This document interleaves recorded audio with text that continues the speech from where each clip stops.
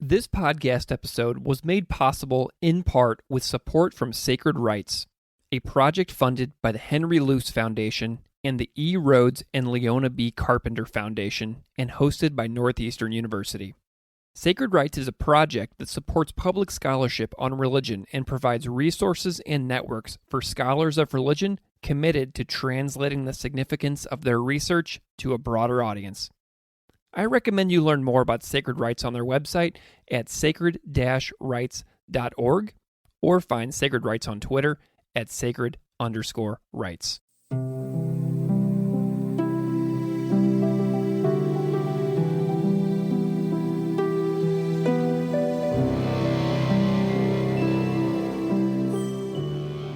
Welcome to episode 300 of Classical Ideas.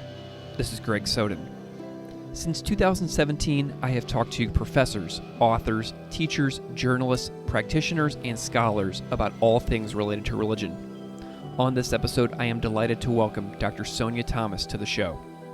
Sonja Thomas is an associate professor of women's, gender, and sexuality studies at Colby College, where she teaches courses on South Asian feminisms, transnational feminisms, gender and human rights, feminist theory, and postcolonial and native feminisms.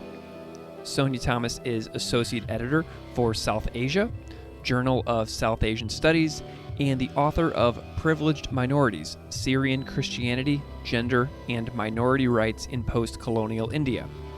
She is currently researching and writing her second book on Catholic missionary priests from India serving in rural Montana and North Dakota, which is largely the topic of conversation for this episode. That project is titled Indians and Cowboys, Race, Caste, and Indian Missionary Priests in Rural America. Please enjoy my conversation with Dr. Sonja Thomas. Dr. Sonja Thomas, welcome to Classical Ideas. Thank you. I'm happy to be here. I'm delighted that you're here as well. And I'm wondering if we can just start off by helping the listeners get to know you a little bit. Can you tell them a little bit about who you are and what you do, however you see fit? Yeah, sure. My name is Sonja Thomas. I'm a professor of women's gender and sexuality studies at Colby College. My degree, my PhD is in women's studies, so gold star women's studies coming through the ranks of women's studies. My research, my previous research and kind of my current research, although it's taken a different trajectory from my previous research, but I look at issues of caste and Christianity in India and the South Asian diaspora, mostly focused on the United States. But that has, especially my PhD in women's studies, has really made me very interested in issues of, caste scholarship, which maybe we can get into in this podcast. Wasn't that robust in the academy, and there's reasons for that, but also racial scholarship. I think I was really influenced by Black feminist thought throughout my getting my PhD, and I teach a class about Black feminist thought at Colby. I also was very interested in postcolonial studies, and my current project got me interested in a lot of native feminisms and the relationship, or maybe lack of relationship, between postcolonial feminisms and native feminisms. Wonderful. Well, I want to know a little bit about your path, like some major turning points and to kind of major moments in your life that kind of led you into the career trajectory that you have found yourself in.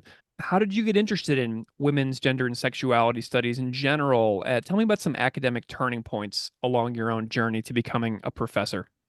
Yeah, that's such a good question. I feel like the turning points, I was always a feminist scholar. And I always tell this to students and they laugh, but it's very true. If your work does not have gender or sexuality in it, that means that your research is basically masculine and heterosexual, privileging masculine heterosexual frameworks, right? Like, so we should all be feminist scholars. So I already, I think at a young age, before I even was interested in thinking about college, was already geared towards understanding the inequities that, we live in a patriarchal society. So when I went to college and then in grad school, I was just already on that track to understand myself as a feminist scholar. I quite honestly don't understand how anybody couldn't understand themselves as a feminist scholar. Um, my I will say some turning points. Most of the turning points are related to my personal life. In grad school, I went through a very hard relationship issue with my partner who was suffering from substance abuse. Hmm. And the more that he suffered from substance abuse, he and lost control of his life, the more controlling and abusive he became with me. Mm. So throughout my grad school, I was trying to hide this from my professors, from my fellow graduate students, and I was trying to make up for it by doing a crazy amount of work. And I think this is very true with a lot of people who suffer from issues of, being codependents and survivors of domestic assault, that we Hmm. just kind of front and try and control everything in our life. And so what I could control was my research and my grad school work. I don't know if that's exactly a turning point, but it really kind of made me feel like, I mean, I'm still surprised when I go back into my dissertation research notes of how detailed and thorough I was, because that was something I could control. I do think in grad school, like there's a lot of talk about like, how is your work different than what came before? And I started studying caste because a lot of people weren't talking about caste and Christianity. I like to say that I was super like anti-caste from the beginning, but I was, privileged and in a privileged space of the academy. And so I started studying caste, and I think that turning point in my grad school career was based on the fact that I was recognizing that a lot of people weren't talking about this, nor were they talking about issues of race and racism in specifically in South Asia, and how caste divisions are informing anti-Blackness in South Asian communities, and anti-Dalit and Bahujan sentiments. So I think it made me study what other people weren't studying, Mm. feminist lens, because just recognizing those holes and gaps in the scholarship. When I started at Colby College, I think that that would be another kind of turning point, because it made me realize that I was speaking to a community. I didn't see my research that way. I Mm. was just trying to get a job and Sure. finish my dissertation. But then, as I started writing and publishing, it became clear, like, wait, no, I'm talking to a specific community. So with the public facing scholarship that I've started to do lately, and Sacred Rights has helped with this, is to think about like what is my responsibility to the community that I'm a descendant of. Interesting. Oh, how does Montana play into that? Like the origin of like growing up in Montana too. I'm super curious about that. It's such a weird thing, when you're in grad school, and when I was doing research, my background hardly ever came up. I think we associate a lot of professors with urban areas, colleges and universities in major metropolitan areas. Every now and again, we'll have a small liberal arts school in a place where I consider big. Like I would live in Waterville, Maine now. It has about 16,000 people, and it has a Home Depot and a Walmart, and I consider Hmm. this huge. I grew up in a very, very small town on the North Dakota, Montana border, a town of about 5,000, and in less than 5,000. But in my worldview, this was a very big town because we had a railroad depot. Yeah. But I went to Dawson County High School, which was pretty much the only high school in the entire county. It was just an odd place to grow up. Like I never meet professors who grew up in a ranching community in eastern Montana that's sparsely populated. The Washington Post did a story on the most in the middle of nowhere towns in the entire country, and my hometown of Glendive, Montana is number two. Um, so I grew up with one radio station. I grew up with, 3 hours to get to a mall or an airport. To, go to a professional sports game, you have to go across North Dakota and into Minnesota, or across Wyoming to get to Colorado, or across Hmm. Idaho to get to Seattle, right? So it's, over 1,000 miles away. It's just a very odd thing to grow up, but I didn't know any different. Amazing. Yeah. That's so cool. Well, let's dive into one of your projects because it does have a relevance to where you come from in Montana as well. But you have a in progress book project called Indians and Cowboys, Race, Caste, and Indian Missionary Priests in Rural America. Tell me a little bit about the origin of this research because this is such a fascinating piece of work. And I was reading an article that you have on this topic, and it was just so different than anything I've ever read for this podcast. And I'm really delighted about that we get to talk about something that's so off the beaten path for what I've done here on this show. So tell me a little bit about the origin of the project in general. The origin is my life. I grew up as a, in a really devout Catholic family Hmm. in Eastern Montana. My father, before he was a seminarian, he just decided he wasn't going to be taking his vows, and then he moved to Germany to study medicine and met my mother there. So when they moved first from Germany to Washington, D.C., and they had three kids, one in Germany, two in Washington, D.C. area, and then they moved to Montana. So I was the fourth out of six, and I grew up in Montana. My whole life was the Catholic Church. My parents, Sunday morning, CCD, but we helped clean the church. My dad was fourth degree Knights of Columbus. My mom was vice regent of Catholic Daughters. She was on the parish council. We helped out for Knights of Columbus breakfasts. We, helped out for soup suppers. I was an acolyte for years and years and years. My sisters and I sang for the church. And we said prayers every night in my family for, the rosary, novena. We read from the Bible. My dad would interpret the Bible for us every single day of my life growing up.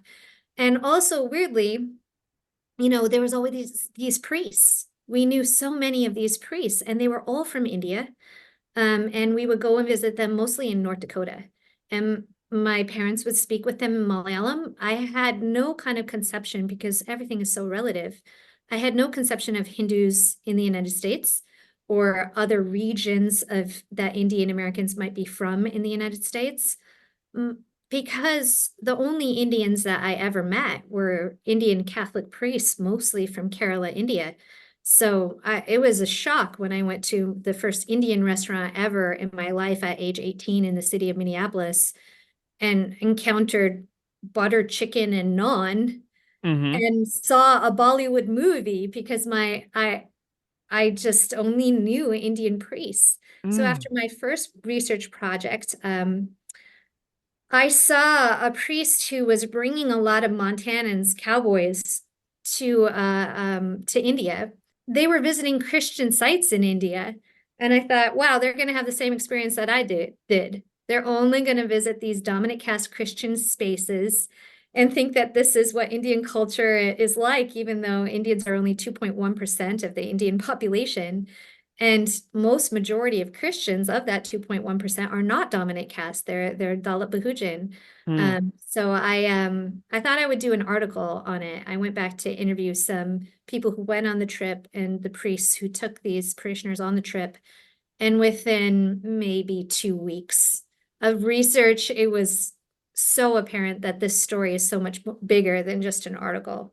Yeah, well, and what's really interesting too to me about it is I grew up in Missouri as a, white middle class suburbanite. So whenever I saw the title of your article, Indians and Cowboys, in like the American narrative that you're fed growing up in the US, the title really captivated me because it's a switch and it's an interesting play on words based on like what, the dominant narrative of the United States history has been. You know what I'm saying?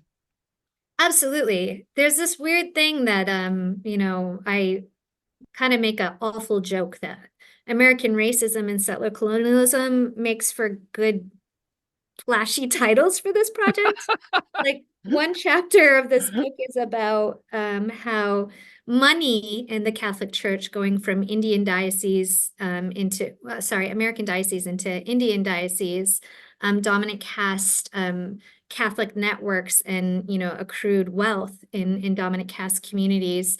The cost of training a seminarian in India versus a cost of training a seminarian in the United States.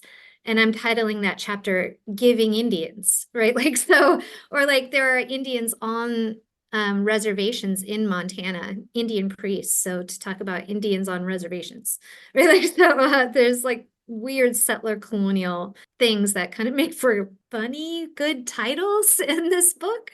It's so funny. Well, okay, so tell me about the demographics of Indian priests in the US.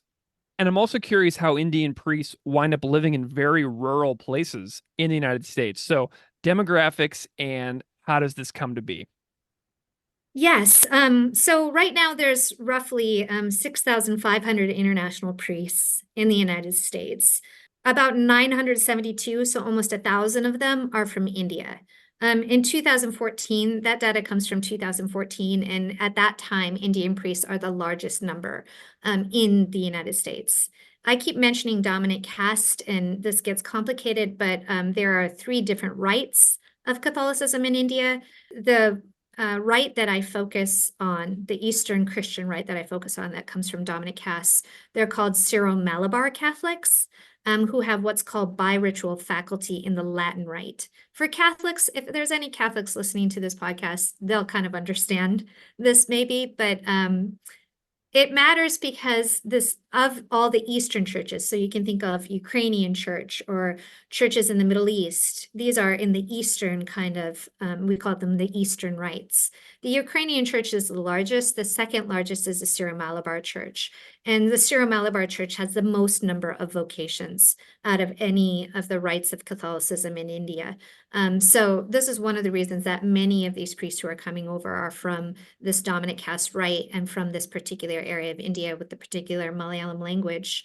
In the United States, it's estimated anywhere between a fourth of the priests or a third of the priests in some dioceses, like the Diocese of Green Bay in Wisconsin. A third of all diocesan priests are foreign born, so that they're missionaries in the United States, a third. This has to do for a number of reasons. One, in the late 20th century, there was a declining number of American-born white priests. Especially after 1990, there was an immigration reform bill brought, and it created a new category called the R1 visa, which is a religious worker visa. After this, it's a temporary religious worker visa, but it allowed for the migration of priests a little bit easier. And the Catholic Church in the United States has really lobbied Congress to expand this visa. It also, if people are interested, it also has a lot of fraud in this particular visa. But it also allowed for more priests to come over, an easier kind of way for them to come over. And in rural dioceses, especially someplace like Montana or North Dakota or Wyoming, they've always had foreign missionary priests. It's a vast territory to cover. But most of those foreign priests were coming from Europe. But when we see a decline in white vocations in the United States, we also see a decline of vocations in places like Ireland. Interestingly, I was just in Ireland this past summer with my mother, who wanted to attend a Catholic church, and in Dublin, in this particular church, there were 3 Indian priests, and the celebrant was a white Irish priest who was actually talking about Indian priests in Dublin and how the Catholic Church in Dublin could not survive but for the fact that these Indian priests were coming to Dublin as well, right? So this Amazing. is happening not just in rural areas, it's happening throughout the United States, it's happening throughout Western Europe, it's happening in both rural and urban communities. And I think at first the United States Catholic Church saw it as a stopgap measure that eventually they'll get more vocations. And in some areas, vocations are rising in the United States with American-born priests. But in others, that's not the case, right? In a place like Montana, since it's always kind of been a missionary territory, it has always got foreign priests. That is so interesting. Okay, so whenever I was reading the article, I was really just captured by the narrative and the stories of the lives of these priests, and I didn't really think too much about like what the research itself is arguing. Is there like a central argument that you're trying to make throughout your work that you can summarize? Because I didn't even really think about that because I was just so like sucked into the biographical storytelling. Thank you. It's hard to, I think writing an autoethnographic project, I keep on thinking that it's only as interesting as other people find your story and your life, right? Like, so Thank you for that. It is interesting. The main argument, I have to say, I have to be honest, I am having trouble locating it myself. Mm, I would love to say that this is purely a critique of the Catholic Church for, especially in the global North, being so able to basically pay, for an Indian priest as a commodity. Oftentimes they're called imports. And I talk about that in that article, so they're seen as like this imported good. But it's not just that. It's not just something that I can, kind of critique the American Catholic Church or the American Catholic Church for being, issues of racism, because many of these priests come into a very white environment, some that are very just plain white supremacist, that is not very welcoming to a brown-skinned priest with an accent. But it's not that either. I've seen congregations really connect with an Indian priest, travel to India to learn more about different cultures and different regions. And I've seen, dioceses in India benefit from money much more so than dioceses in the United States. So in some ways and then of course we have to think that many of these Indian priests who are in rural areas, if they're going to issues of reservations, there's a long and disturbing history and present of the Catholic Church being a settler colonial church, and the destruction of Native identities and Native lives, sexual abuse on Native reservations that Indian priests step into. So it is both a critique of a lot of these issues of the Catholic Church, but it is also kind of like thinking through a different type of labor. That's not what we usually associate with Indian Americans in the United States. If we stereotypically think that Indian Americans are doctors or software engineers, nobody is saying they're taking our jobs to a priest. hmm Right. So it's a very different kind of formation of labor, spiritual labor, I'm calling it. So it is both, and many of these priests are very close to my family, and this is my story as well. So I find myself not excusing some of these money issues or, history of genocide with the Catholic Church, but like critiquing it, but also trying to understand different kind of transnational cosmopolitanism that's going on. Yeah, it's Excellent. both. I love the mentioning of Winona LaDuke and the discussions of displacement regarding First Nations displacement that you talk about in the article too.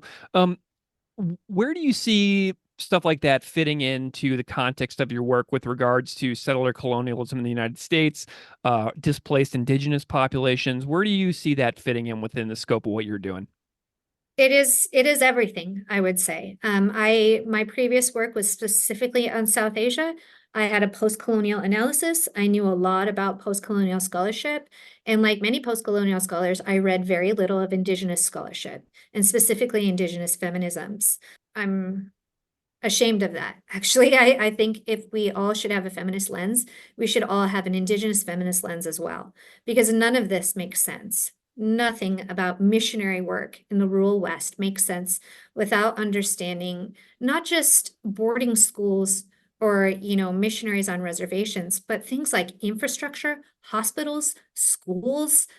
They are all built, the basis of them are built with how the Catholic Church viewed, and I mentioned clerical sexual abuse on reservations, and with Native people, like that idea of like having a white church versus a church on a reservation. The idea of how the Catholic Church starts in particular regions. Like I talk in that article a little bit about German Catholics in eastern Montana and western North Dakota. If you talk about the history starts with settlers coming over. This church was founded this way, but that was only possible because the Catholic Church was already on the Northern Cheyenne Reservation or already on Standing Rock. And Mm, what they prioritize, which types of congregations and churches and Catholic issues they prioritize, the Catholic Church prioritized, how religious orders versus diocesan priests factor into this kind of larger narrative of what the legitimate Catholics are. I mentioned white American-born Catholics, right? So as the norm of missionaries going elsewhere in the world or missionaries going to native tribes in the United States versus like understanding Indian priests as missionaries, to not understand that through settler colonialism, to not understand how tribal sovereignty factors into that, you are just going to miss the point with everything that's going on with the Catholic Church in rural areas of the country and specifically the American West. Indigenous feminists tell us all the time that we cannot understand, any kind of feminist research without also understanding tribal sovereignty. And that kind of rocked my world. I think when I first started the project, I had a publisher ask me if I was just going to look at one tribe because I said, many of these Indian priests are going to different reservations. And I was like, wait, what? Oh, yeah, right. Because the Northern Cheyenne Reservation is very different from the Fort Peck Indian Reservation and a border town like Hardin, Montana, and a priest going there on the Crow Reservation is very different. I didn't even think about any of these things. And that's the function of settler colonialism, to erase Yeah. and diminish the native and to make us only think about settlers as legitimate and immigrants in relation to a settler government, right? So it has changed my way of thinking profoundly. Unbelievably well said. Thank you so much for sharing that. I really have a lot to think about in all of that myself as well. Like living here in Western New York, we are surrounded by, displaced land and reservations, and it's something that I'm still learning a ton about myself and trying to. And so thank you for kind of inspiring me to continue my own learning on that. Okay, so let's shift a little bit into public scholarship. Before we were recording, we were chatting about how some of your public scholarship work is kind of in a new direction compared to where some of your research is. And, I know that you are a member of a sacred rights cohort that studies and works in developing your skills about being a more public facing scholar. So I would love to know about what your life is like as far as like public scholarship and where you're headed with major topics that you want to contribute to a large scale public conversation. Yes, thank you for that. When I saw the sacred rights call go out as something that we can help religious scholars get up more public facing on their research. I had already been writing some public scholarship, not exactly on my research, but pretty adjacent to it. And it has to do with issues of caste in the United States. Many of the Indian priests who are coming over come from the Syro-Malabar Rite, which is dominant caste, but also most of the Indian Americans in the US, from both a Christian and a Hindu background, are from dominant castes. It's estimated anywhere from 83 to 90% of all Indian Americans come from dominant caste backgrounds, while only 1% of of the Indian American population is Dalit Bahujan. For Christians, the majority of Christians from India in the United States are dominant caste, and 18% of all Indian Americans are Christian. So that's a pretty significant Christian group in the United States because Mm, Christians are such a small minority in India. So if you think like most of them coming over are dominant caste and they're 18% of the population, that's very telling, right? So I was watching in Silicon Valley and other places, Dalit Bahujan peoples who were saying they were facing caste discrimination.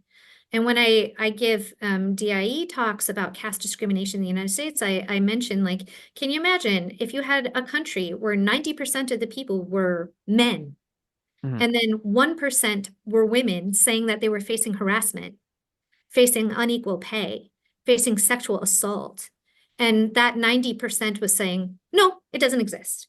mhm, That's an equivalent that we should be thinking about when it comes to caste. And I was seeing a lot of people from dominant caste backgrounds saying, I've never seen it, I've never experienced it, this is just a lie. And so I felt the need at my institution to have Colby College recognize caste as a form of discrimination in our non-discrimination policy. And once hmm, we did that, we were the second college in the nation after Brandeis University. I started to get a lot of media requests for people to reach out to me to talk about caste. And there were just a lot of myths going on, like caste comes from Hinduism and it's not in other religions. myth. Because I look at caste and Christianity, and I can tell you I come from a dominant caste Christian background, and caste discrimination is in the Christian religion, right? Like, so setting things straight, writing kind of op-eds to say, to punch into a dominant narrative that was being put forth by mostly dominant caste peoples and from Indian Americans. And that's why I started doing the sacred rites. I thought, I don't know who to contact. Like, for example, I wrote an article about there was an Indian flag at the Capitol riots, Yeah. held by a dominant caste Christian, Interesting. and waved around by a dominant caste Christian. That dominant caste Christian went on news media all over India saying that if these rioters, if these insurrectionists were racist, why would they include him and his family in it? So I know a lot about caste and race. So I studied caste and race in Christianity. So I wrote an op-ed about this, saying like this is a way in which dominant caste Christians have always kind of understood themselves as quote unquote Aryan and different than lower caste Dalit Bahujan, supposed quote unquote Dravidians, right? So I just didn't know where to publish it. I didn't know where to put it. So I was hoping that Sacred Rites could help me get the message out. Because as a dominant caste person, I'm often given more of a platform than Dalit Bahujan peoples are. Interesting. Well, I'm going to put a link to that Capitol Riot article in the show notes in the podcast. So if anybody out there Thank you. wants to go ahead and check that out, you can just go into your podcast app and click on that because it will be down in the show notes. What else are you working on? Like, where are you looking to get some of your work up for a public facing, audience out there? Are you working on any projects right now for this? I haven't been lately, but just yesterday, I think that it's necessary, especially as India is going through elections right now, to talk about the way in which how the Indian government is one of the largest buyers of Israeli arms. Mm, And India is occupying Kashmir. But we also have an Indian CEO of Google who at Google, there was a caste activist who wanted to speak about Dalit History Month, Moji Sundarajan, a Dalit feminist. And she was deplatformed at Google because Google employees, largely dominant caste employees, didn't want her to speak. And so we just had a sit-in in Thomas Kurian's office, the CEO of Google Cloud. Thomas Kurian comes from Kerala, India, the area of India that I study. hmm And, those Google employees that wore T-shirts that said Googlers against genocide were fired. hmm In the state of California, where we have a lot of Silicon Valley tech people on H-1B visas, 75% of software engineers that come on the H-1B visa are of Indian descent. But Gavin Newsom, the governor of California, did not sign the bill that the California legislature passed to recognize caste as a protected category. Huh. So I think we need to talk about these connections, especially as the Hindu right in India right now is not only occupying Kashmir, but doing anti-conversion legislation, cow preservation bills that where cow vigilantes, so-called cow vigilantes, will attack Muslims and Christians and Dalit Bahujan peoples on the basis of suspected of eating or transporting beef. Right? These connections really need to be talked about, and I was just thinking about writing an op-ed about that. Okay, so doing public scholarship draws attention to yourself, right? There are groups of people in the world that are, very in opposition, likely to some of the things that you might write about. Are there any reflections that you have about the risks and the responsibilities and the rewards for yourself personally as a scholar about like getting involved in some kind of this? Because anything that you do draws attention to yourself, which could lead to good things and bad things. The Hindu right is no joke. White supremacists are no joke. They can come after you with rape threats and death threats and all sorts of doxing. I come from an upper caste Christian tradition, and I have to say that most of the time, it's like when you have privilege, if you're a white person who's calling out racism versus if you're a Black person who's calling out racism. Where is the racial hatred and doxing going to be located? hmm Usually not at the person who has that privilege. And I don't face the kind of backlash that Dalit Bahujan scholars face. But I also find myself having a lot of responsibility. First of all, to hold my own community accountable.